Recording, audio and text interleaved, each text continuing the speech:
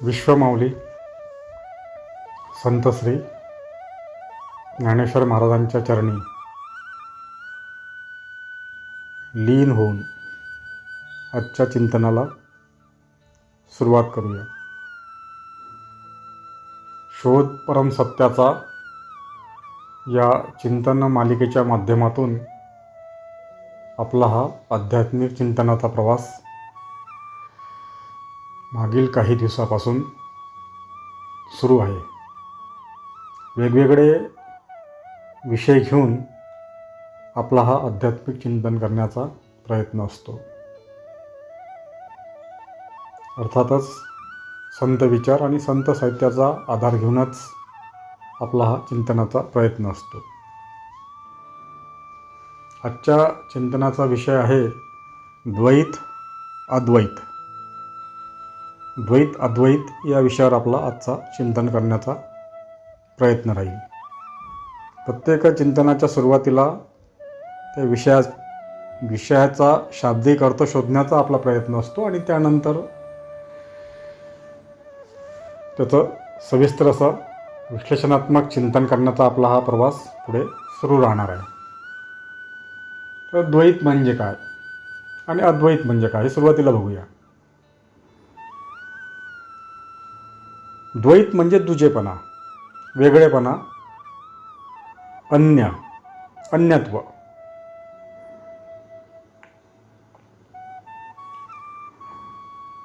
आणि अद्वैत म्हणजे एकत्व.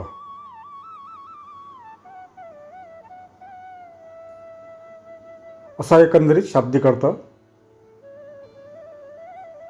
द्वैत आणि अद्वैतचा अभिप्रेत आहे.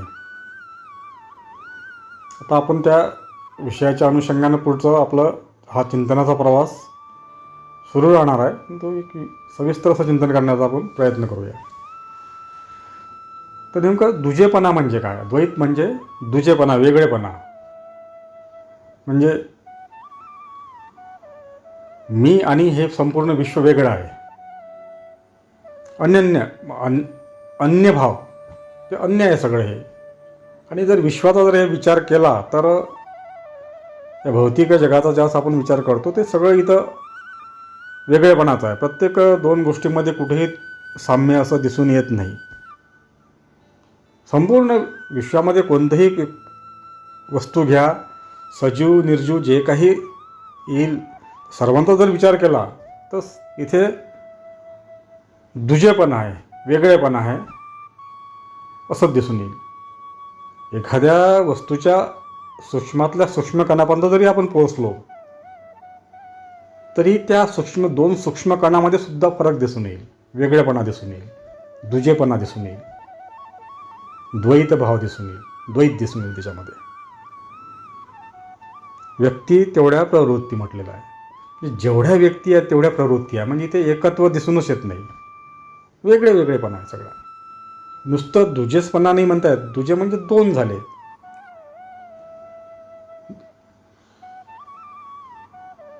पण इथे अन्यत्व आहे, वेगळेपणा आहे, वेगवेगळेपणा आहे असा.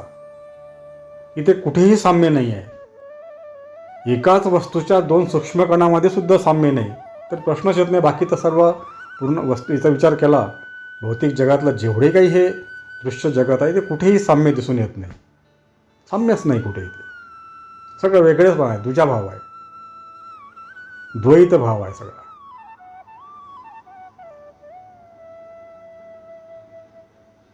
म्हणजे ह्या विश्वाचं जे भौतिक विश्वाचं जे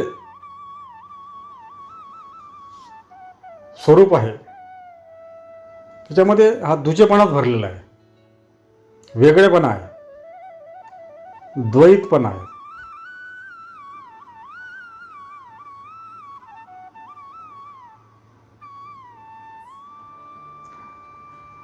कारण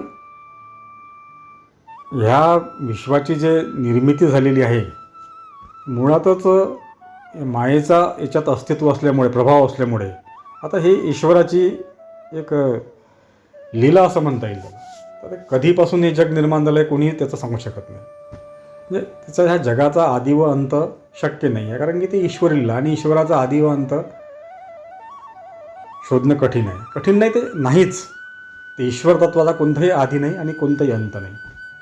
आदी व अनंत असं तत्व आहे ते ईश्वर तत्व, आणि त्या ईश्वर तत्वाचाच हा एक भाग आहे भौतिक विश्व. त्याच्यापासून काही वेगळं नाही आहे ईश्वर तत्वापासून. आणि त्याची ही लीला आहे. मायेच्या प्रभावामध्ये संपूर्ण विश्वाचं हे रचना झालेली आहे.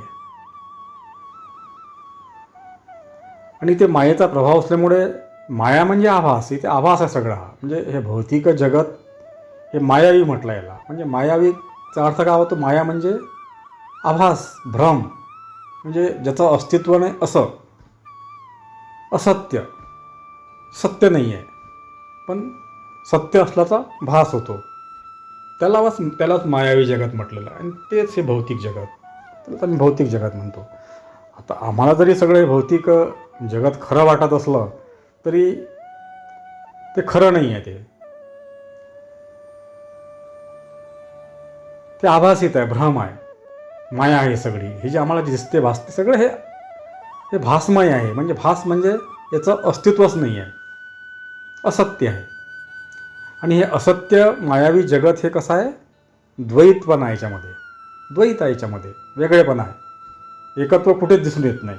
इथे जे काही आहे त्या प्रत्येक गोष्टीचं असं स्वतंत्र अस्तित्व आहे. याच्यासारखं ते दुसरी वस्तू नाही. त्याच्यासारखा त्या वस्तूच्या आधी आपण म्हटलेलंच आहे की वस्तूतला सूक्ष्मातला सूक्ष्म कणामध्ये 2 कणाचा जर विचार केला, एखादा मातीचा एक ढेकूळ घेतलं, त्या मातीच्या ढेकळातला सूक्ष्मातला सूक्ष्म जो कण आहे, जेवढा काही आम्हाला सूक्ष्म कण शोधता येईल, त्या सूक्ष्मातले 2 कण जरी घेतले त्याच्यामध्ये सुद्धा तुम्हाला फरक दिसून येईल. काही ना काही फरक असेल त्याच्या, कशात ना कशात, आकारात, गुणात, कशामध्ये तरी त्याचा फरक आहेच. ते ह्या भौतिक जगाचं ते वैशिष्ट्य आहे. इथे द्वैत आहे.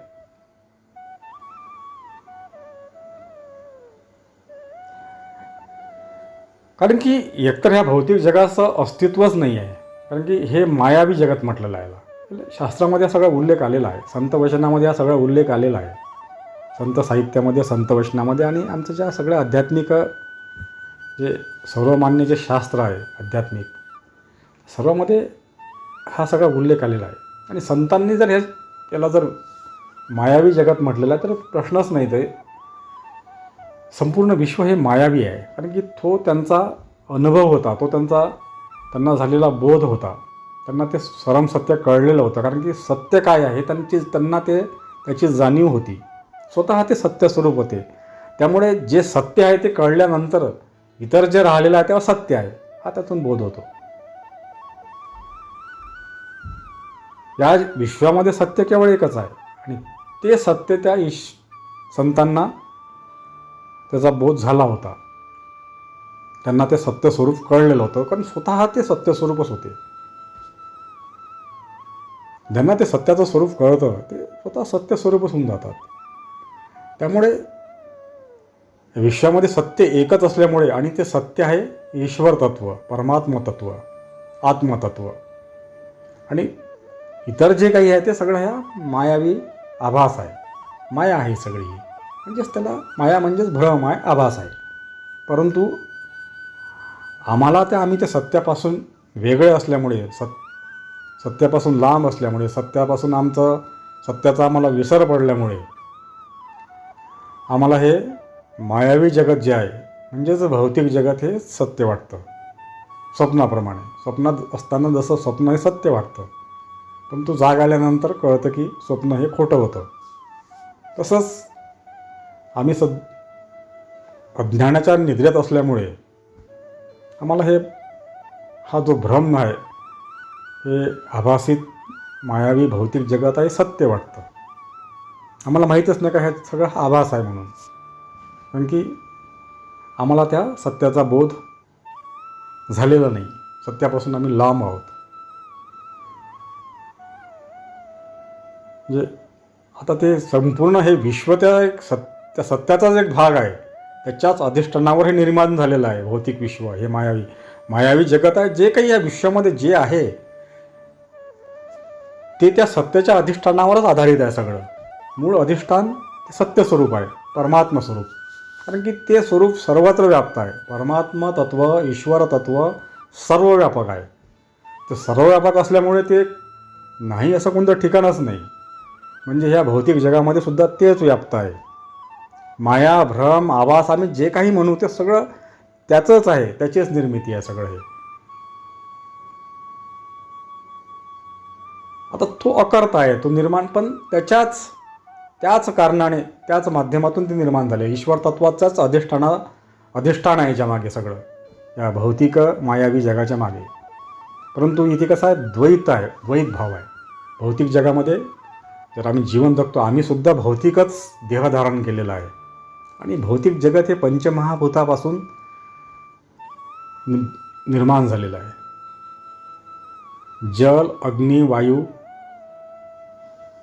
आकाश आणि पृथ्वी अशा पंचमहाभूतापासून. आणि पंचमहाभूतसुद्धा हे वेगवेगळे आहे. इथे सुद्धा द्वैत आहे, फरक आहे प्रत्येकामध्ये. आणि ह्या 5 तत्वापासून निर्माण झालेलं हे विश्व संपूर्ण, म्हणून याच्यामध्ये सुद्धा भेदच आहे. कारण मुळातच ज्याच्यापासून हे ईश्वर हे निर्माण झालं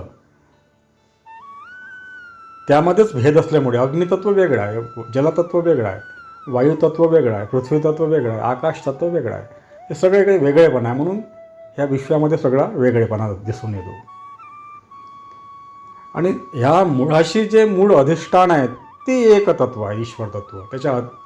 ज्याच्या अधिष्ठानातून हे निर्माण झालेलं आहे हे मायावी जगत, भौतिक जगत, ते तत्व एक. आणि हाच भेद आम्हाला, हाच शोध घेण्यासाठी हे मानवी जीवन आहे. आम्ही धारण केलेला देहसुद्धा हा पंचमहाभूतापासूनच बनलेला आहे. या भौतिक जगाचाच तो एक भाग आहे. आम्ही काही त्या भौतिक जगापासून, म्हणजे आमचा देह वेगळा नाही आहे, त्या भौतिक जगाचाच हा देह म्हणजे एक भाग आहे. पण मी जो आहे, मी कोण, हे माझं स्वरूप हे भौतिक जगापासून वेगळं आहे. देह भौतिक जगाचाच भाग आहे, परंतु मी भौतिक जगाचा भाग नाही आहे. आणि भौतिक जगत हे आभासित आहे आणि माझं जे स्वरूप आहे ते वेगळं आहे. ते वेगळं म्हणजे काय आहे तोच आपण पुढे त्याचाच शोध घेणार आहोत. सध्या आपला जो विषयाच्या चिंतनाचा हा द्वैत आणि अद्वैत आहे. म्हणजे सुरुवातीला आपण द्वैत म्हणजे काय हा शोधण्याचा आपला प्रयत्न आहे आणि त्यानंतर आपण अद्वैताकडे जाऊया आणि ते चिंतन करण्याचा आपला प्रयत्न राहील. म्हणजे एकंदरीत द्वैत भाव काय असतो हे जाणून घेतल्यानंतर मग त्याचं अद्वैत काय आहे हे आपण जाणून घेण्याचा एक चिंतनाच्या माध्यमातून प्रयत्न करणार आहोत.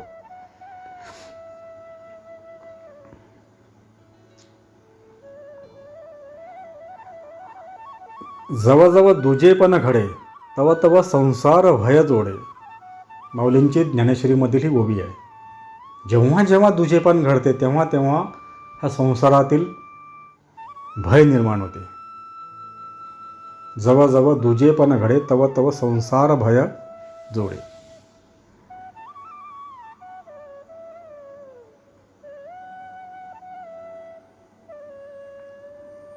जेव्हा जेव्हा आमच्या मनामध्ये द्वैत भाव निर्माण होतो तेव्हा तेव्हा आम्हाला ह्या आमच्या जीवनामध्ये भय प्राप्त होतं, भय निर्माण होतं. द्वैत भाव आले की तिथे भय आलं, भय आले की दुःख आलं. हा सिद्धांत आहे. हा त्या अनुषंगाने त्या सगळ्याबरोबर ती शृंखलाच आहे. ते नियतीच्या सिद्धांतानुसार त्या सगळ्या घटना घडतात. मग पुढे दुजेपण आलं की भय आलं आणि भय आलं की दुःख आलं, अशी शृंखला आहे. या मायेच्या प्रवाहामध्ये अशाच प्रकारचं असं जीवन असतं. हे तुम्ही मायेच्या प्रवाहाखाली आम्ही आलो की मायेच्या प्रवाहामध्ये ते मायेचे तत्व आम्हाला सगळे मग नियम लागू होतात. नियतीचा सिद्धांत म्हणा किंवा कर्मसिद्धांत यामध्ये आम्ही मग येतो आणि त्या पद्धतीनं मग आमचं सगळं हे जीवनकार्य असतं. संपूर्ण विश्वाचं जीवनकार्य, भौतिक जगाचं जीवनकार्य त्या नियतीच्या सिद्धांतानुसार आणि कर्मसिद्धांतानुसारच असतं. तो सिद्धांत कोणालाही चुकत नाही. प्रत्येकाला तो सिद्धांत लागू असतो. भौतिक जगाच्या अधीन तुम्ही आलात, मायेच्या अधीन झालात की त्या नीतीचे आणि कर्मसिद्धांताचे नियम तुम्हाला लागू झाले, त्यातून तुमची सुटका नाही. मग नीतीचा सिद्धांत आहे, पुनरपी जननम पुनरपी मरणम, जन्ममृत्यूचं हा चक्र आमचं सुरू होऊन जातं. सुख दुःख पाप पुण्य हे सगळं भोगावं लागतं आम्हाला. मग ते चक्रात आम्ही अडकलो. मग त्या मायेच्या चक्रात अस्तित्व काही नाही आहे त्याचं, पण आम्ही त्या भ्रमात फिरत राहतो. मग आमचं असं जीवन दिशाहीन होऊन जातं. तरी आमच्या मूळ तत्वापासून आम्ही भरकटला गेलेलो आहोत. एकदा आम्हाला जर सत्याचा विसर पडला, तर परमसत्याचा परमात्म्याचा विसर पडला की आम्ही मायेच्या प्रवाहाखाली आपोआपच येतो. ते आणावं लागत नाही आम्हाला. तर आम्ही मुळात त्या परमसत्य परमात्म्याचे अंश आहोत. हे विसर पडला की आम्ही मायेच्या प्रवाहाखाली आलो. विसर पडल्याबरोबर येतो. जवळजवळ दुजेपण घडे तव तव संसार भय जोडे. दुजेपण झालं की संसाराचं भय आलं, आणि भय आलं की दुःख आलं, आणि दुःख आलं की मग हे कर्मसिद्धांत आला, नीतीचा सिद्धांत आला. सगळ्या सिद्धांतानुसार मग त्या घटना सगळ्या तशा घडत राहतात.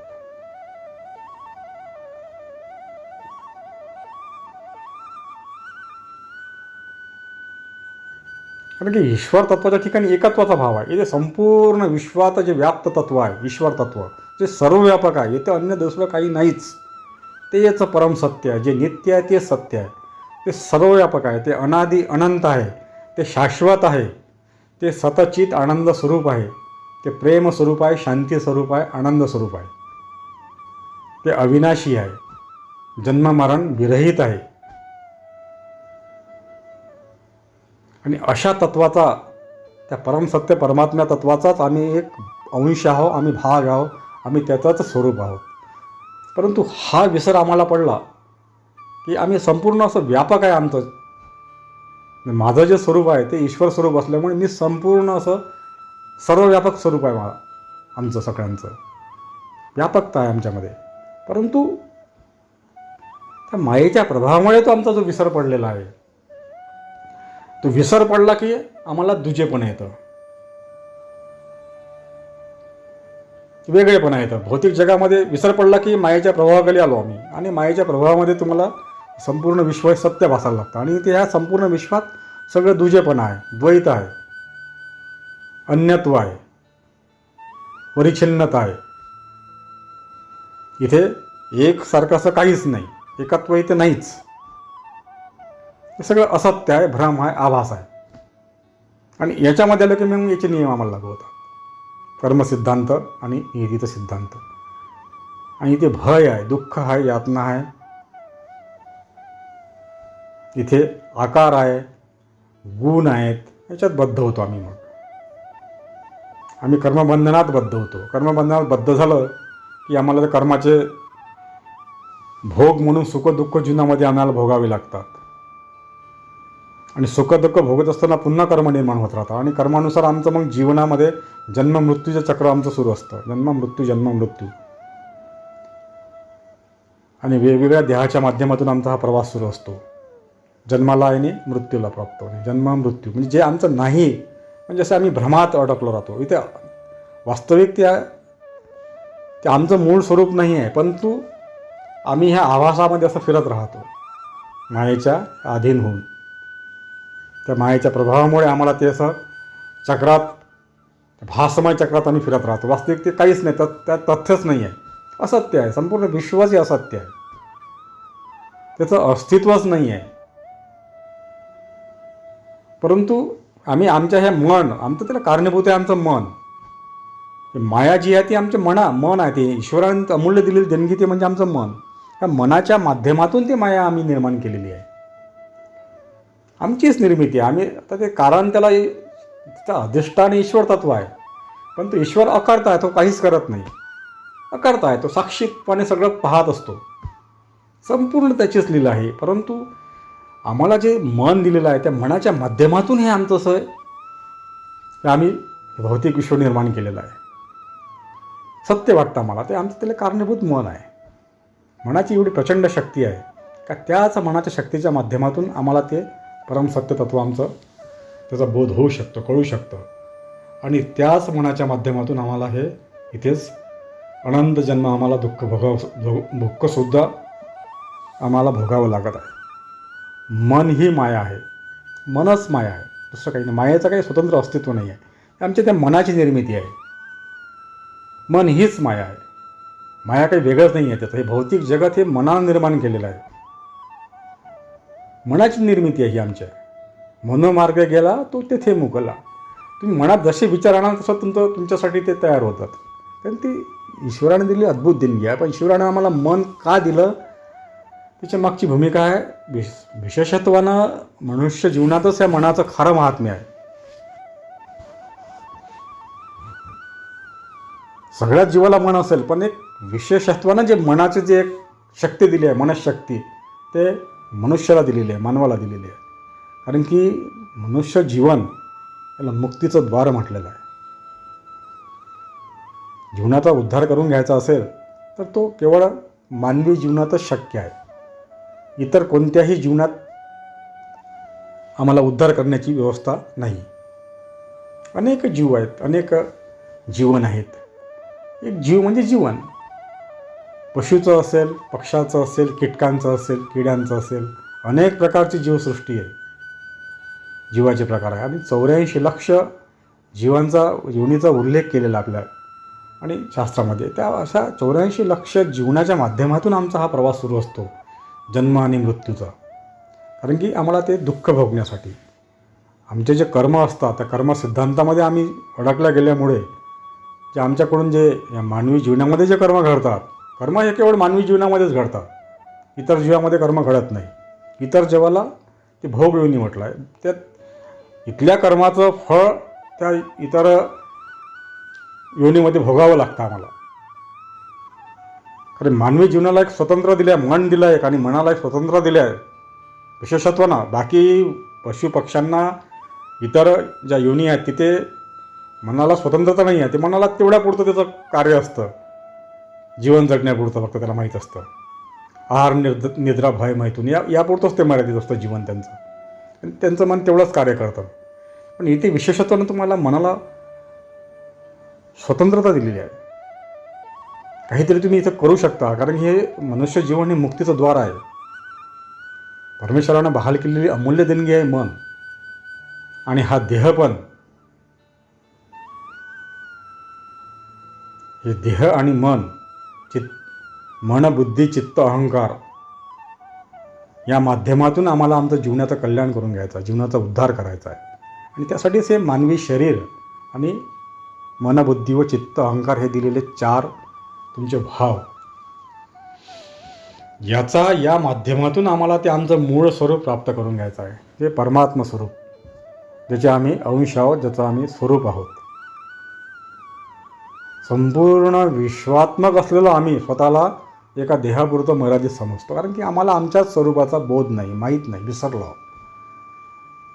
जर एखाद्या राजाला त्याचा राजेपणाचा विसर व्हावा, काही स्मृती भ्रंश होऊन स्वतःचा मी राजा आहे त्यानं विसरून जावं आणि स्वतःला एखाद्या भिकाऱ्यासारखं जीवन त्यात जगावं लागावं, अशा पद्धतीचं आमचं जीवन झालेलं आहे.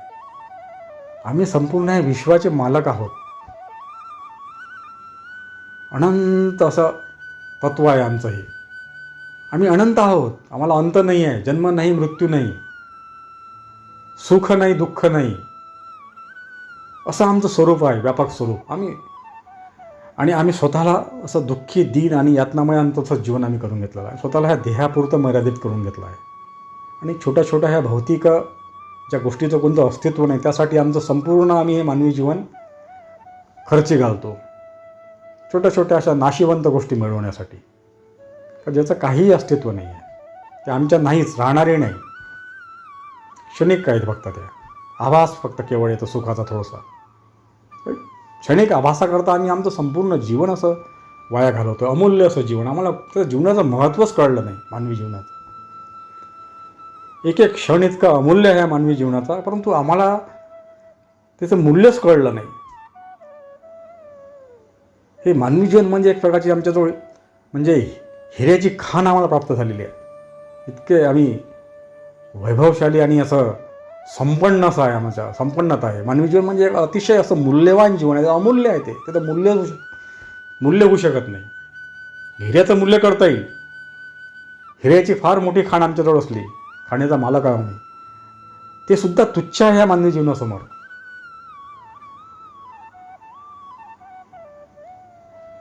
अशी सूक्ष्म कणा एवढी सुद्धा किंमत नाही त्या मानवीच्या जीवनाच्या तुलनेत त्या हिऱ्याच्या खाणीची. म्हणून जर म्हटलं आम्हाला का तुला हे हिरव्याची खाण तुमच्या मी मालकीची करतो, पण ते संपूर्ण तुमचं जीवन तुम्ही समर्पित करा त्या हिऱ्याच्या खाणीसाठी, तर ते अतिशय आमचा चुकीचा निर्णय होईल. तो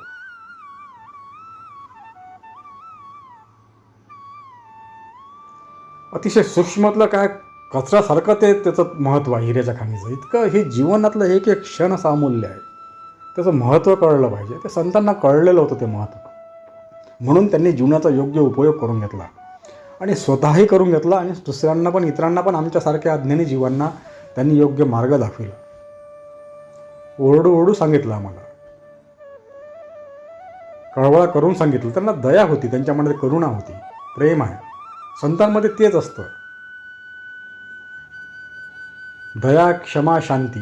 तेथे देवाची वस्ती ते त्यांच्याजवळ होतं. त्यांना ह्या जीवनामध्ये त्यांच्या करुणा प्रकट झाली होती.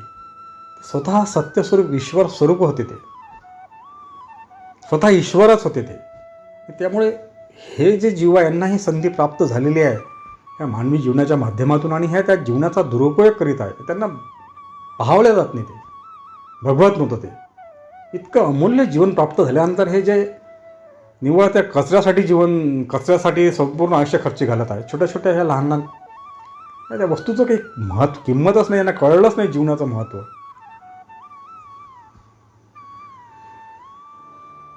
हा त्यांच्या मनामध्ये एक तळमळ होती, काय संपूर्ण हे जे दुःखी प्रजाजन आहे, सगळे दुःखी हे आहे, त्यांनासुद्धा हा योग्य मार्ग मिळावा, आनंदाचा मार्ग मिळावा, स्वतःच्या कल्याणाचा मार्ग त्यांना मिळावा, कळावा त्यांना का आपल्या जीवनाचं कल्याण कशात आहे, जीवनाचा उद्धार कशा माध्यमातून होऊ शकेल. तुम्ही कोण आहे स्वतःची जाणीव करून देण्यासाठी त्यांचा हा सगळी तळमळ होती संतांची. म्हणून त्यांनी असं ओरडू सांगितलं, आणि तेच संतांच्या सांगितलेल्या मार्गाने जाण्यातच आमचं जीवनाचं कल्याण आहे. आम्ही आमच्या मनानं जर जीवन जगत राहू तर निश्चितचपणे आम्ही त्या विनाशाला प्राप्त होऊ.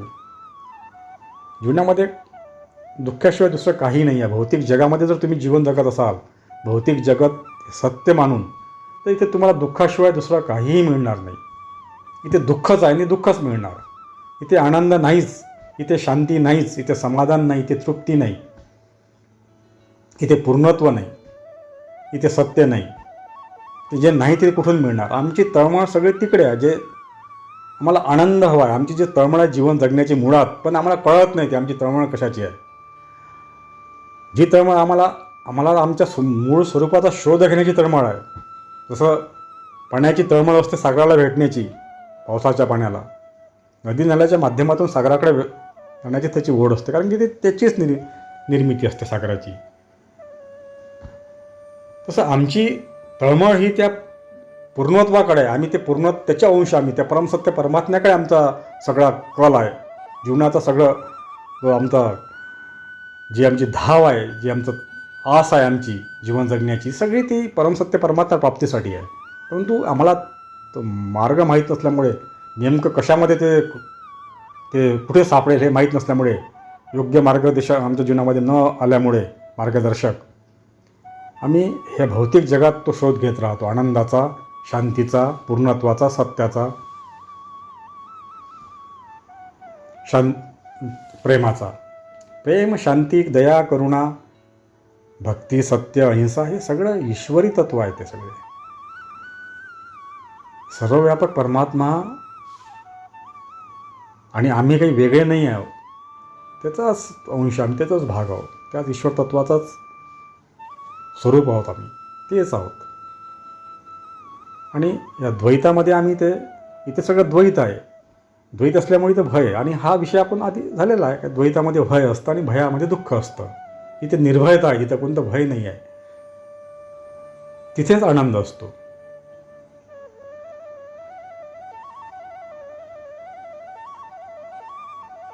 नेमका द्वैत भाव जीवनामध्ये आला की या संसार चक्रात आम्ही अधिकाधिक असं अडकत जातो आणि या मायेच्या प्रभावाखाली येत राहतो. आणि मायेच्या प्रभावाखाली आल्यामुळे मग जीवनामध्ये सगळ्या ह्या कर्मसिद्धांतानुसार आपल्या सगळ्या घटना घडत राहतात. मुळात अस्तित्वहीन असलेलं हे विश्व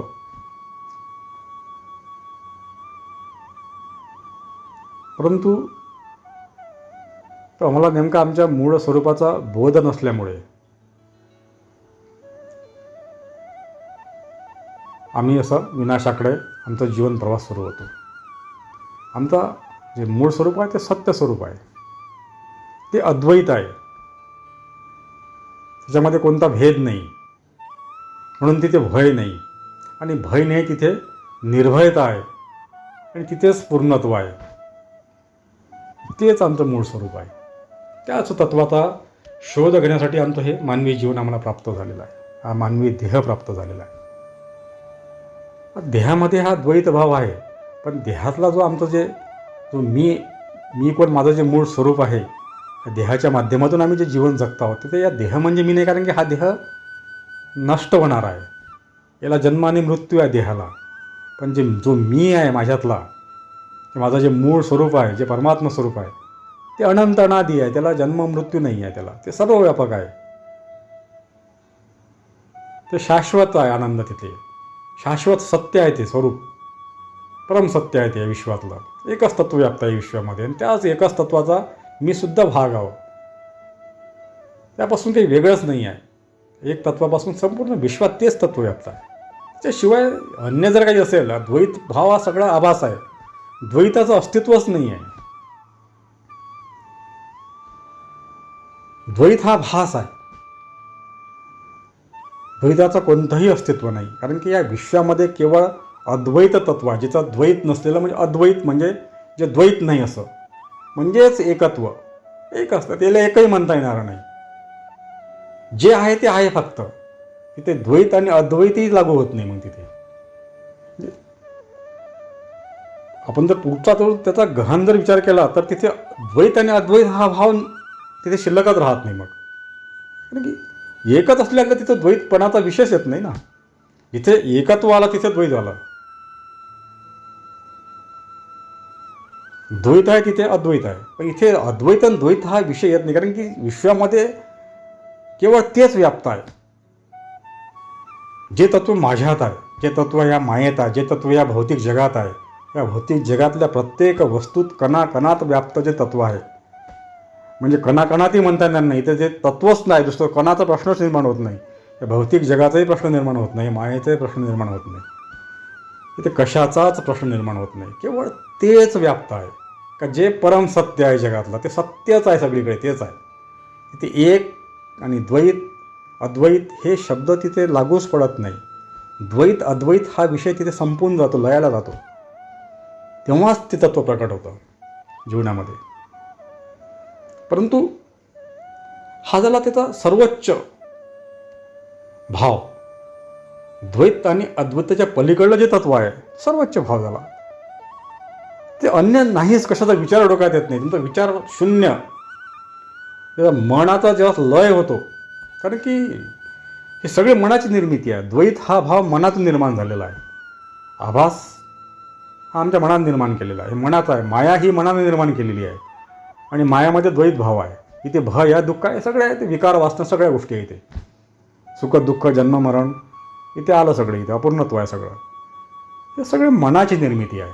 एक वेळ मनाचा लय झाला, आणि मनाचा लय झाला की मग इथे हा द्वैत भाव इथे लयाला जातो. मग केवळ एकच तत्व उरते, अद्वैत तत्व, आणि मग ते अद्वैतही लयाला जातं.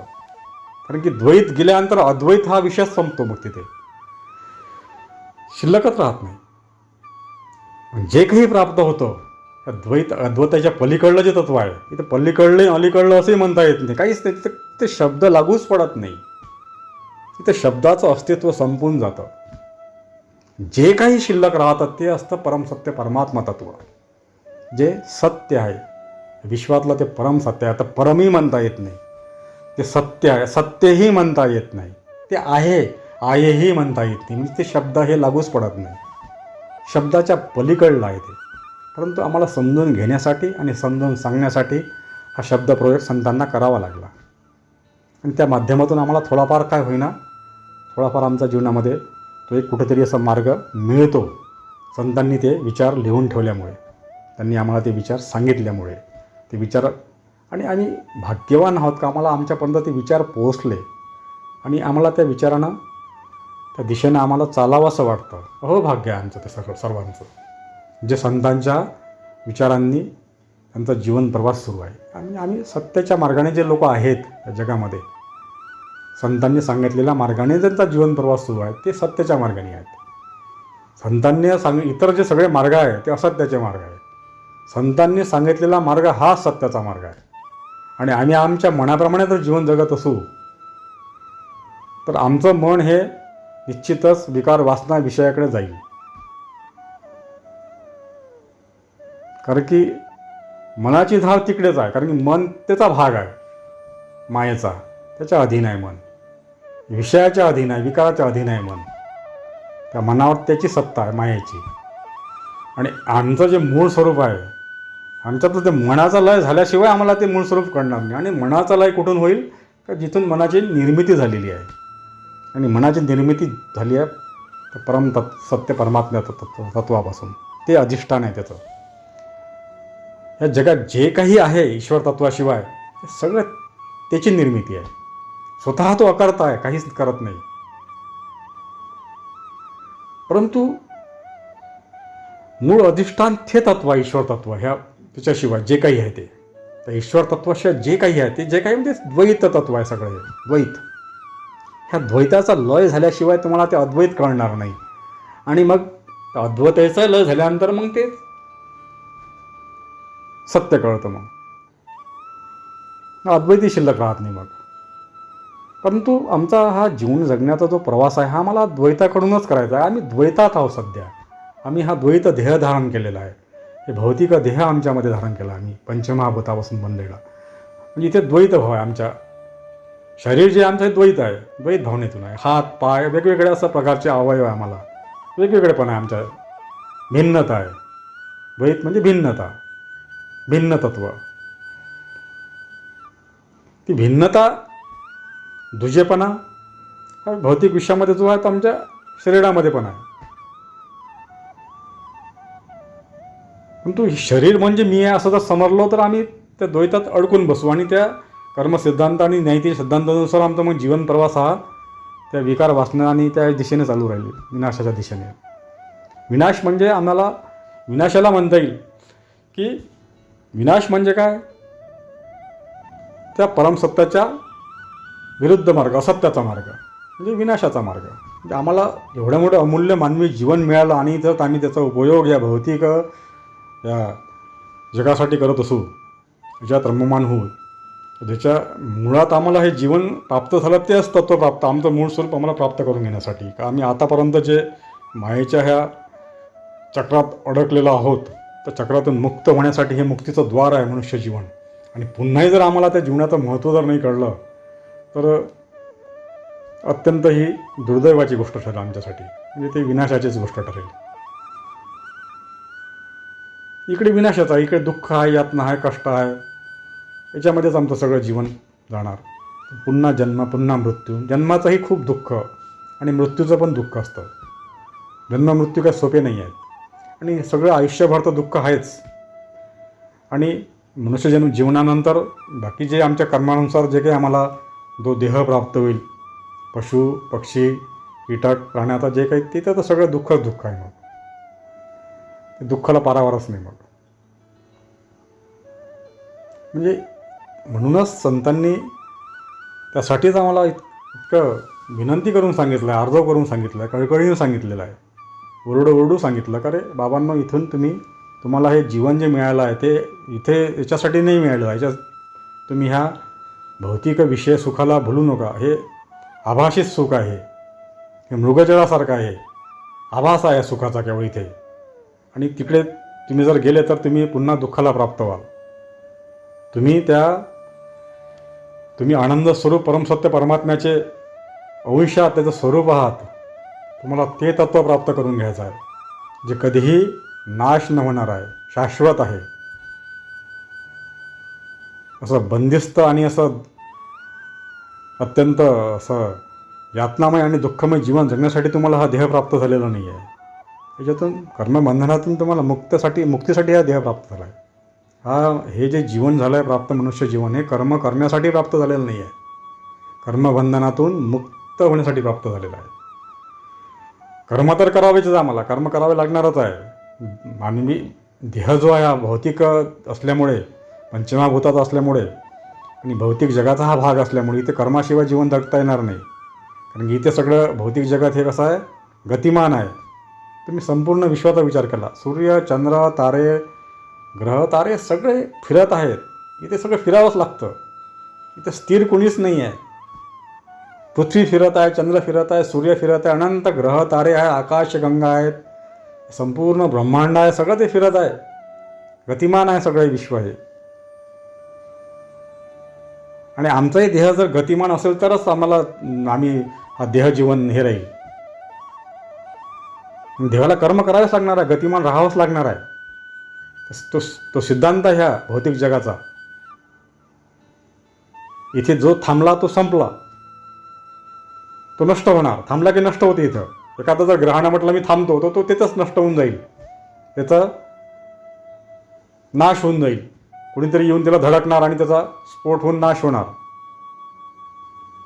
इथे थांबण्याच्या कोणीच व्यवस्था नाही. इथं थांबतच नाही. इथं थांबण्याची व्यवस्थाच नाही आहे. इथं कोणीच थांबायला तयार नाही. आमचाही देह हा थांबायला तयार नाही आहे. इथे काही ना काही तिची क्रिया सुरूच राहणार आहे देहाची. शक्य नाही आहे नुसतं बसून एका ठिकाणी राहणं, शक्यच नाही आहे. काहीतरी त्याला करावंच लागेल. नाही फक्त मृतदेहच काही करू शकत नाही. तर काही करत नसेल तर मग ते मृत झाला. इथे त्या देह आला की त्याला ते काही करावं लागणारच. तुम्ही असं म्हणू शकत नाही काहीच करत नाही असं कोणाला म्हणता येत नाही. चुकीचं होईल ते. जोपर्यंत देह आहे आणि तो जिवंत आहे तोपर्यंत देहाच्या माध्यमातून कोणती ना कोणती क्रिया घडतेच. कर्माशिवाय देह राहूच शकत नाही जिवंत. थांबला तो संपला, हा जगाचा नियम आहे भौतिक जगाचा. पण ते परमसत्य जे आमचा जो मार्ग आहे सत्याचा, तिथे जो थांबला त्याचा उद्धार झाला असा आहे. संपला नाही आहे इथे संपला म्हणतात त्याला, पण इथे संपत नाही. इथे त्याचा खऱ्या अर्थानं त्याचा उद्धार होतो. इथेच आम्हाला थांबायचं आहे, जसं फिरायचं नाही आहे. जे आमचं मन आहे हे मन स्थिर करायचं आहे आम्हाला. हे सगळे फिरणं हे जे सगळं आहे भौतिक जगातलं, सगळे मनाच्या माध्यमातून आहे. सगळे मन सातत्याने असं मन अस्थिर आहे, फिरत असतं. हे ते स्थिर होऊच शकत नाही आहे भौतिक जगात. स्थिरता हा शब्दच नाही आहे इथं स्थिर काहीच राहू शकत नाही. इथे फिरावंच लागतं, गतिमान राहावंच लागतं. आणि जो थांबला तो संपला. आणि आम्हाला नेमकं संपवायचं आहे, आमचं मन संपवायचं आहे. इथेच आमचं तेच मुख्य उद्देश आहे आमच्या जीवनाचा. इथे संपवायचं आहे आम्हाला. इथे राहायचं नाही आहे भौतिक जगात. याच्याशी आमचा काही संबंध नाही आहे. याच्यातून आम्हाला मुक्त व्हायचं आणि मुक्त होण्यासाठी आम्हाला ते थांबलं पाहिजे. आम्हाला आमच्या मनाला स्थिर करावं लागेल आणि तेव्हाच ते संपेल. तसं नाही संपणार ते. चंचल मन असं, त्याच्यावर तुम्ही विजय नाही प्राप्त करू शकत. ते ईश्वराची निर्मिती आहे. ते सर्वत्र ईश्वरच व्याप्त आहे. सर्व जे काही विश्वामध्ये आहे असा फिरणारं ब्रह्मांड, संपूर्ण ब्रह्मांडात आणि संपूर्ण मायाजेला म्हणतो आम्ही, सुख दुःख सगळं जे काही आहे सगळं ईश्वर निर्मित आहे. त्याच्या अधिष्ठानावर निर्माण झालेलं आहे सगळे. करता करविता तो नाही, आपण करविता तो निश्चित आहे. त्याच्या माध्यमातून झाला आहे. संपूर्ण विश्वावर त्या ईश्वराची सत्ता आहे. त्याच्या सत्तेशिवाय इथं काहीच घडत नाही. संपूर्ण त्याच्याच अधिपत्याखाली सगळं हे विश्व आहे. कारण तोच सर्व व्यापक आहे. इथं अन्य काही असण्याचा प्रश्नच निर्माण होत नाही. केवळ आमच्या मनाचे भ्रम आहे. हे वेगळं ते वेगळं, हे असं ते तसं, हे सजीव हे निर्जीव, हे वस्तू ह्या वस्तू ती वस्तू, हे भ्रम आहे सगळं हा मनाचा. मुळाशी ते ईश्वर तत्व व्याप्त आहे. ते आम्हाला दिसायला पाहिजे. भौतिक जगात जेवढ्या काही वस्तू जे काही आम्हाला दिसते संपूर्ण ते ईश्वर तत्वाचं हे स्वरूप आहे. हा भाव निर्माण होणं गरजेचं आहे जीवनामध्ये. त्यावेळेस अनन्य भाव ज्यावेळेस निर्माण होईल, तो अनन्य भाव म्हणजेच भक्ती. तो भक्तीशिवाय ईश्वराची कृपा होत नाही. आणि अनन्य भाव जीवनामध्ये जास्त प्रकट होतो त्यावेळेस मनाचा लय होतो आपोआपच. मनाचा लय काही करावा लागत नाही. तुम्ही करूही शकत नाही सहसा. मनाचाच जर विचार केला का मनाचा मला लय करायचा आणि त्या दृष्टिकोनातून तुम्ही तिचे प्रयत्न सुरू ठेवले इथे प्रयत्नांना काही करता येत नाही. ते तुम्हाला स्वतः तुम्ही आहातच ते, तुम्ही स्वतः ईश्वरच आहात, परंतु तुम्हाला त्याचा बोध नाही, कळलेलं नाही. तुम्ही स्वतः कोण आहे तुमचं माहीत नाही तुम्हाला. मग त्यामुळे प्रयत्न तुम्हाला काही फार असे करायचे नाही दुसरे कुणाच्या. हे जे मायेनं आम्हाला व्यापून टाकलेलं आहे, त्या मायेला आम्ही नष्ट नाही करू शकत. कारण तो आभास आहे, आभासाला आम्ही नष्ट कसं करू शकणार. पण तो आभास ज्या माध्यमातून निर्माण झाला तिथे आम्हाला त्याचा शोध घेऊन तिथं शरण जावं लागेल. तो त्या मायेचा नाश करू शकतो, तो मनाचा नाश करणार. माया म्हणजेच मन. माया ही मनाने निर्माण केलेली आहे. मायाचं स्वतंत्र अस्तित्व नाही आहे, ही मनाची निर्मिती आहे. आमचं मन सांगते का हे असं आहे, ते आहे, ते आहे. हे मन ठरवतं हे विश्वात काय काय आहे ते. ठरवणारं कोण आहे? हे घर आहे, हा रस्ता आहे ना, हे रोड आहे, हा पूल आहे, हे नदी आहे, हे पर्वत आहे, हे झाड आहे, हे सगळं काही आमचं मन ठरवतं. आणि या भौतिक जगातलं जे आम्हाला ज्ञान प्राप्त करून घेतलं, आमची माहिती प्राप्त, त्याला ज्ञान म्हणता येत नाही, ती माहिती. मनानं ती माहिती ग्रहण केलेली आहे आणि त्या माहितीच्या आधारे आमचं मन निर्णय घेत राहतं का हे असं आहे, याच्यापासून असं होतं, तसं होतं. या भौतिक जगातल्या ज्या घटना गोष्टी आहेत, ज्या काही वस्तू आहेत, जे काही पदार्थ आहेत, हे सगळं हे मनाचं आहे. मनानं निर्माण केलेली तो भास आहे. त्याला जी काही मनाला ती माहिती मिळाली हे भौतिक जगातूनच, भौतिक माहिती, आणि त्या भौतिक माहितीच्या आधारेच त्या भौतिक वस्तूचा आम्ही शोध घेत राहतो. पण जे मूळ परमसत्य आहे, त्या परमसत्याच्या माध्यमातून जर तुम्ही त्या जगाचा शोध घ्यायचा प्रयत्न केला तर तुम्हाला हे जग म्हणजे असत्य वाटेल, आभास वाटेल.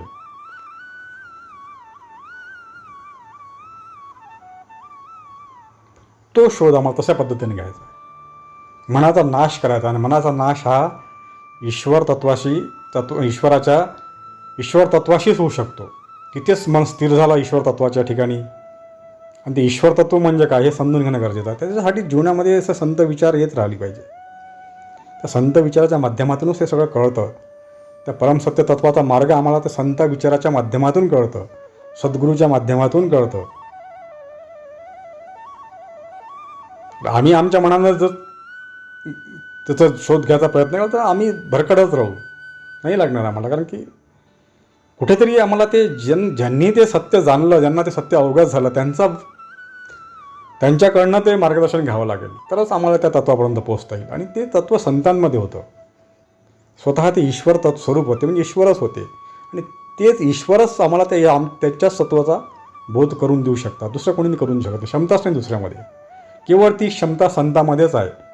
ती क्षमता ज्यांना त्या परमसत्य तत्वाचा बोध झाला आहे, ज्यांनी ते तत्व जाणलं की ते स्वतः त्याच्यासारखेच होतात. ईश्वर तत्वाला जाणणे म्हणजे स्वतः ईश्वर स्वरूपच होणे. तो वेगळं ठेवतच नाही, कारण की तिथे वेगळेपणा राहतच नाही. मग शिल्लक द्वैत भाव संपून जातो तिथे. तो आणि आपण वेगळं राहतच नाही, वेगळं नाहीच आहे. त्याच्यामुळे ते तत्वच एकच होऊन जातं. ते ईश्वर आणि संत काही वेगळे नसतात. आणि त्या संतांनी सांगितलेला मार्ग हाच आमच्या जीवनाचा खरा मार्ग आहे. तोच आमचा जीवनाचा उद्धार करणार आहे. आणि त्यासाठीच हे मानवी जीवन प्राप्त झालेलं आहे. जीवनामध्ये संत येतात, त्यांचे विचार येतात, पण आम्ही त्याकडे दुर्लक्ष करतो. कारण की आम्ही इकडे या भौतिक सुखाच्या मागे, आभासित सुखाच्या मागे आमचं इकडे मन असं इकडे धाव घेत असतं. त्या मनाला इकडून काढून तिथे आम्हाला स्थिर करायचं आहे, बाकी काही करायचं नाही आहे. मनाचा नाश आम्ही नाही करू शकत. मनाचा नाश करणारा ते ईश्वर तत्व आहे. तिच्या चरणाशी ते मन गेलं, मन लागोरे प्रभू चरणी. त्या ईश्वर तत्वाजवळ गेल्यानंतरच मनाचा तिथे मन स्थिर होतं. दुसरीकडे मन स्थिर होत पण नाही. या भौतिक जगात ते अस्थिर आहे मन. इथे जर तुम्ही मनाचा इथे कुठेही स्थिर करण्याचा प्रयत्न करा, कितीही तुम्ही ध्यान करा, धारणा करा, तप करा, तपश्चर्या करा, मनाला स्थिर होणे शक्यच नाही आहे. उदाहरण आहे आमच्या ऋषीमुनींचे. अनेक वर्षानुवर्ष तपश्चर्या केल्यानंतर सुद्धा त्यांचं मन विचलित झालं होतं. सोपं नाही आहे मनाला स्थिर करणं, मनाचा लय करणं, वासनांचा लय करणं, विकारांचा लय करणं साधं नाही आहे. कारण की हे विकार, वासना, इच्छा, विषय हे सगळे त्या मनातून निर्माण होतात. कारण की ही मायाच मनाची निर्मिती आहे. मायाचं अस्तित्व नाही आहे, भौतिक जगाचं अस्तित्वच नाही आहे, ती मनाची निर्मिती आहे. आणि एकदा का ते मन तिथे स्थिर होतं, प्रभूच्या चरणाशी, प्रभूच्या ईश्वर तत्वाशी अनन्य भाव जेव्हा प्राप्त होतो, त्या मनाला तिथे घेऊन जात आहे, म्हणजे तो अनन्यत्व प्राप्त होईल आम्हाला. मग अनन्य म्हणजे भक्तिभाव झाला तो, मग तिथे भक्ती प्रगट होते. अनन्य भाव म्हणजे तू आणि मी अन्य नाहीच, अनन्य. भक्ती म्हणजे तू आणि मी विभक्त नाही, विभक्त नसणे, वेगळं नसणे, दुजेपणा नसणे, एकच असणे. तेच अद्वैत, त्याला तो अद्वैत भक्ती म्हटलेला आहे. अद्वैत भाव झाला तो, वेगळेपणा नाहीच, अनन्य भाव म्हणजेच अद्वैत भाव. ईश्वर तत्व आणि मी वेगळा नाही आहे, आम्ही सगळे ईश्वर तत्वाचंच स्वरूप आहोत, किंवा स्वरूप म्हटल्यापेक्षा आम्ही ते ईश्वर तत्वच आहोत. हा भाव, हे विश्वाची माझे घर, संपूर्ण विश्वात व्याप्त असलेलं ते तत्व हे माझ्यात सुद्धा व्याप्त आहे, आणि त्या मी ईश्वर तत्वाचाच एक भाग आहो. मग मी ईश्वराचा आहो, ईश्वर आणि मी वेगळा नाहीच. हा अनन्य भाव म्हणजेच अद्वैत भाव. द्वैतपणा राहत नाही, आणि ते द्वैतपणासुद्धा मग गळून जातो, अनन्यत्व गळून जातं. म्हणजे मनाचा लय झाला की मग इथे काही शिल्लकच राहत नाही. द्वैत नाही, अद्वैत नाही, काहीच नाही. ते शब्दच पांगळे होतात, शब्दांना अर्थच राहत नाही. हा शब्दाच्या माध्यमातून जाणून घेणारं ते तत्व नाही आहे, ते शब्दात बद्ध होणारं तत्व नाही आहे. ते केवळ ते अनुभूती आहे, तुमची अनुभूती आहे, अनुभव आहे, तो आत्मानुभूती आहे. ती अंतरात्म्यातला तो एक अनुभव आहे. एकरूपता आहे त्या तत्वाशी. एकरूपता होणे म्हणजे ते मग तिथे भावही शिल्लक राहत नाही कोणत्याच प्रकारचा. ते स्वरूपच तुम्ही तसं होऊन जाता, त्या ईश्वर स्वरूप स्वतःच. सगळे भाव गळून पडतात, सगळे शब्द गळून पडतात. तिथे काही द्वैत नाही, अद्वैत नाही, परम नाही, सत्य नाही, अनादि नाही, अनंत नाही, काहीही शिल्लक राहत नाही. केवळ एक ते परमात्मा तत्व, तो आनंद जीवनामध्ये, परम शांती, सतचित आनंद स्वरूप असं म्हटलं आहे त्याला, त्या तत्वाला. सत्य आहे ते चित आहे, म्हणजे चैतन्यशील आहे. त्याचं हे नाही आहे, चैतन्यता त्याच्यामध्ये, व्यापकता आहे, सर्व व्यापकता आहे, आणि आनंद आहे, शांती आहे, प्रेम आहे. आता हे आम्ही शब्दरचना, हे शब्दप्रयोग करतो आम्ही, पण ते शब्दही तिथे लागू पडत नाही. तेवढं आमच्या अनुभवासाठी, माहितीसाठी काय ते तत्व कशा प्रकारचं आहे हे सांगण्यासाठी आणि ऐकण्यासाठी केवळ शब्दाचा उपयोग करावा लागतो संतांना. हे संतांनी जे वर्णन केलं आहे ते असं शब्द आम्हाला कळावं, त्याचा बोध आम्हाला कशा पद्धतीनं तो आम्हाला बोध करून घ्यायचा आहे, आणि तो बोध कशा प्रकारचा होऊ शकतो, तो एक आम्हाला एक प्रयत्न आहे त्यांचा शब्दाच्या माध्यमातून वर्णन. ते सुद्धा शब्दातून वर्णन करता त्यांनी प्रयत्न केला आहे, करू नाही शकत त्याला, त्या तत्वाला शब्दात बद्ध नाही करता येणार.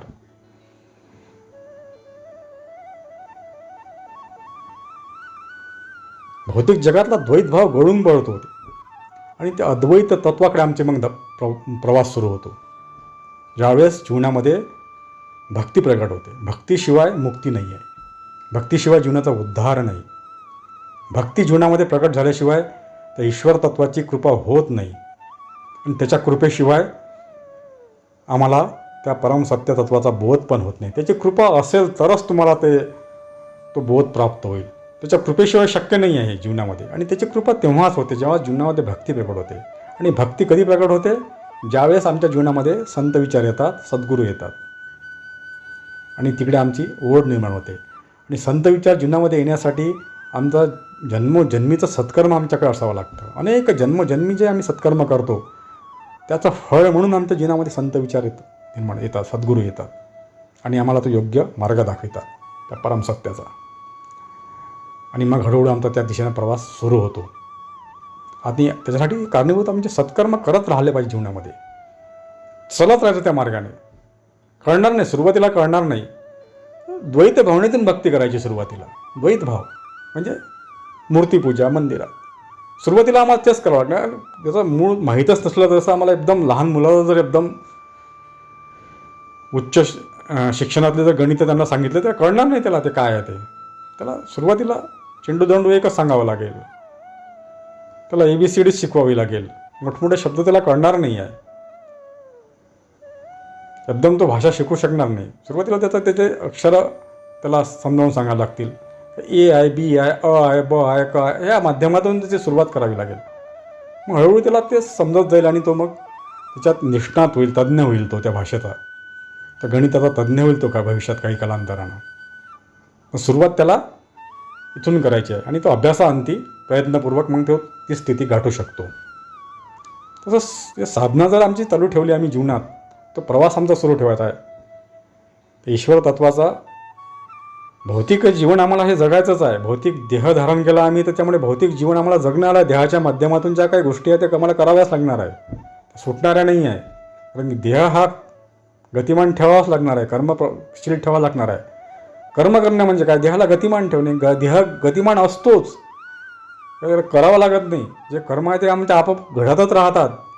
कर्म आम्हाला करण्यात आम्ही काही फार वेळ घालवायचा नाही. आम्हाला कर्म करा हे जो आमचा तो एक तकाजा असतो, कर्माशिवाय जीवन हे नाही, असे चुकीचं आहे सगळं. म्हणजे केलं पाहिजे, पण असं इथं आम्हाला कर्मबंधनातून मुक्त व्हायचं आहे, त्या दिशेने आमचा प्रवास सुरू असला पाहिजे.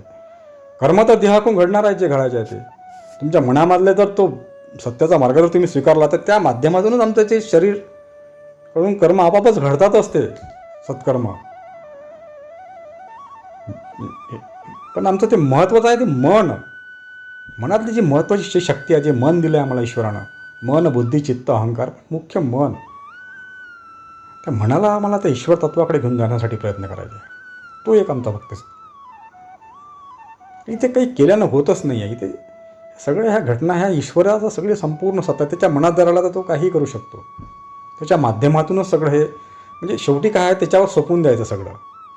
तर परमसत्य परमात्म्याच्या चरणाशी लीन व्हायचं, बस एवढं आम्हाला करायचं आहे. बस परमेश्वरा, तूच सगळं, आता हे तुझंच जीवन आहे आणि तूच आहे आमचं सगळं, तेच तूच पाहून घे. आता काय करायचं आहे ते समर्पित भाव असला पाहिजे जीवनामध्ये. संपूर्ण समर्पण करायचं जीवन त्याच्या चरणाशी, त्या तत्वाशी.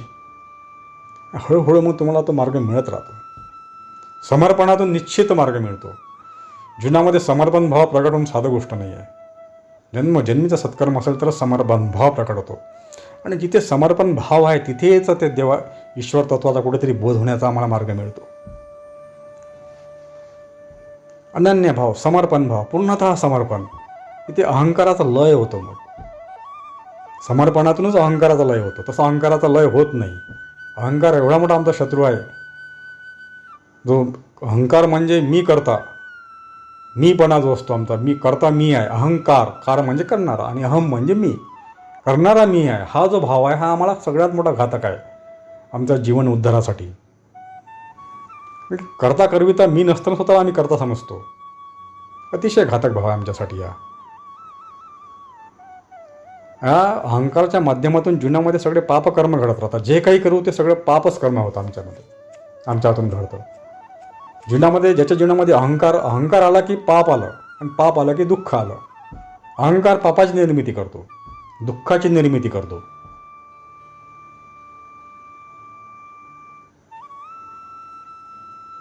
आणि त्या परमसत्याच्या मार्गाने जर आम्ही चालत राहिलो, तो मार्ग जर आम्ही निवडला संतांनी सांगितलेला, तर त्या मार्गाने हा अहंकाराचा पण लय होतो. आणि हळूहळू मन तिथे स्थिर व्हायला लागतं. मग आणि मनच आम्हाला तिकडे घेऊन जायचं आहे. मनाला तर योग्य दिशा दाखवायची आहे. मन तर ही चंचल आहे, भरकटत राहणार इकडे तिकडे. या भौतिक जगामध्ये तर जास्त कल आहे मनाचा. आभासी तर जगामध्ये त्याचा जास्त धाव आहे. कारण की मनामुळेच हे सगळं आभास, त्याने स्वतःचीच निर्मिती आहे मनाची, ती आभास, ही माया. आणि मायामध्येच जास्त मन हे गुरफटत राहतं. काम, क्रोध, लोभ, मद, मोह, मत्सर हे मनाचे जवळचे मित्रमंडळी आहे त्याची सगळी, त्याचे भाऊबंद आहे मनाचे. आणि याच्यामध्ये ते गुंतत असतं. ते काम, क्रोध, लोभ, मद, मोह, मत्सर हे जे षटरिपू म्हटलं, 6 विकार, याच्यामध्येच ते मन गुरफटत असतं. अवतीभोवतीच फिरत असतं. आणि अतिशय चंचल आहे. त्या मनाला कोणीही आवडू शकत नाही. अनेक ऋषीमुनींनी खूप प्रयत्न केले, पण मनाला नाही आवडता आला. ती ईश्वराची लीला आहे. ती ईश्वराचंच निर्मिती आहे. मन म्हणजे काही वेगळं आहे का ते ईश्वर तत्वापासून? ते मन ईश्वराचाच भाग आहे. ते ईश्वराचंच स्वरूप आहे. ते आम्हाला कळत नाही. ते ईश्वराचं स्वरूप आहे. म्हणून त्याचाही आम्ही आदर केला पाहिजे आणि त्याला योग्य त्या ईश्वराच्या चरणाशी लीन केला पाहिजे. इथे जे आहे ते सगळं ईश्वर स्वरूप आहे. कोणाचाही द्वेष करू नये. हे भौतिक जगाचाही, जिथे तुमच्या मनात द्वेष आला की तुम्ही द्वैत भाव आला. द्वेष आहे तिथे द्वैत आहे. भेद आला की भय आलं. द्वैत म्हणजे भेद, भिन्नता, तिथे भय आलं, आणि भय आले की दुःख आलं. हा सिद्धांत आहे या भौतिक जगाचा. द्वैत भाव नष्ट करण्यासाठी तुमच्या जीवनामध्ये भक्तीचं प्रगटीकरण होणं गरजेचं आहे. आणि भक्तीचं प्रगटीकरण होण्यासाठी जीवनामध्ये ते मन आम्हाला त्या प्रभुचरणाशी लीन करायचं आहे. प्रभू ते ईश्वर तत्वाशी संतांनी सांगितलेल्या मार्गाने, योग्य मार्गाने ते मनाचा तिथे आम्हाला ते घेऊन जायचं आहे. म्हणजे ते इकडे जे भरकटणारं जे मन आहे ते लीन केलं का तिथे त्याचा लय होऊन जातो. मग लय झाला की मग जीवनामध्ये केवळ ते परमसत्यच शिल्लक राहतं, काही शिल्लक राहत नाही दुसरं अन्य. अद्वैत तत्व, अद्वैताचं लय होतं. द्वैत अद्वैत हा भावच शिल्लक राहत नाही. मन गेलं की सगळे भाव भावना सगळ्या नष्ट होत झाल्या की सगळी मनाची निर्मिती, जे भाव भावना जे आहे, विचार विकार वासना आहे, सगळ्या मनाची निर्मिती आहे. माया सगळे मनाची निर्मिती आहे. मनच गेल्यानंतर तुमचं काय, मन गेल्यानंतर मनामुळे आमचं सगळे हे माया आहे, आभास आहे, भ्रम आहे, भ्रय आहे, विकार आहे, वासना आहे. मनाचा लय झाला की तुम्ही मुक्त झाले. त्यालाच मुक्ती म्हटलं आहे, त्यालाच मोक्ष म्हटलं आहे. तेच तुम्हाला स्वतःचंच परमसत्य स्वरूप प्राप्त होतं. तर सर्वव्यापक तत्वाचा आम्हाला बोध होतो. मग